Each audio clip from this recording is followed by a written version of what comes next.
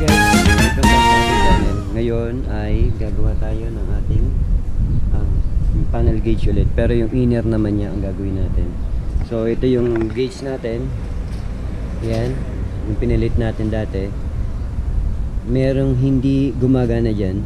So yung old na panel, ito, kinuha ko. Gumagana lahat. Kaya ipagpapalit na lang natin siya. Pero okay pa naman kasi yung housing nitong bago. Kaya ang gagamitin natin, kukunin lang natin yung housing nito. At ito namang isa na luma ang gagamitin natin. Tara, samahan niyo ako. Baklasin natin to.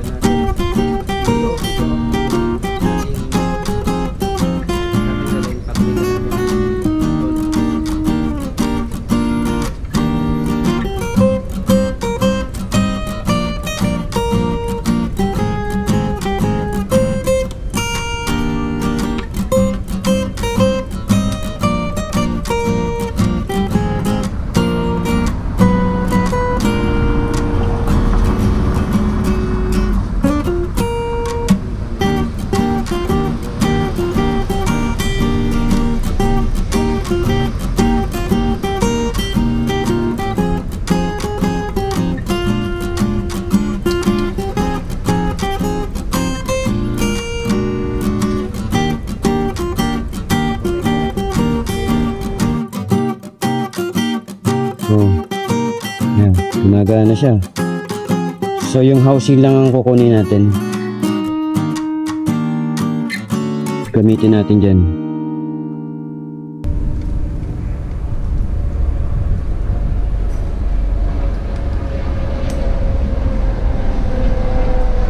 Natin ng gauge na inner.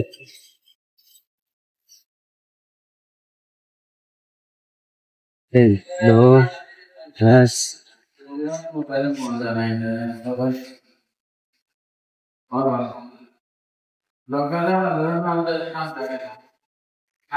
Inisin natin ng konti.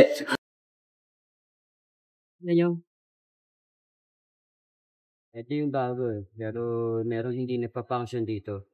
So kaya natin pinalitan. Pero hindi natin tatapon yan. Kasi kailangan pa rin natin. Saka may mga piyesa tayong kailangan dito. Babakasin natin yan.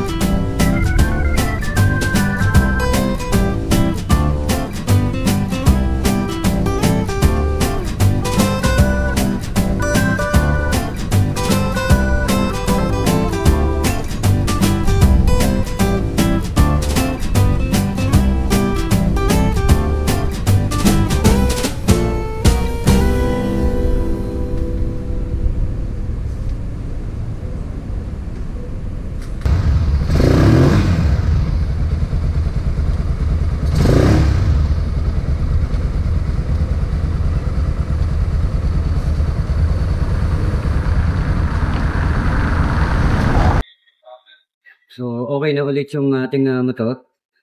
Nagawa natin ng paraan kasi sineset up natin ulit tayo ng nagse-set up ulit tayo ng medyo maayos-ayos kasi magpapa-register tayo ng motor. So, kailangan lahat maayos pagka itetest nila. Okay. So, i-show ko sa inyo, papakita ko sa inyo yung mga kung paano magparehistro ng sasakyan dito. Motor or mga kotse, parehas lang. Pero ngayon, testing natin kung okay na yung ating motor.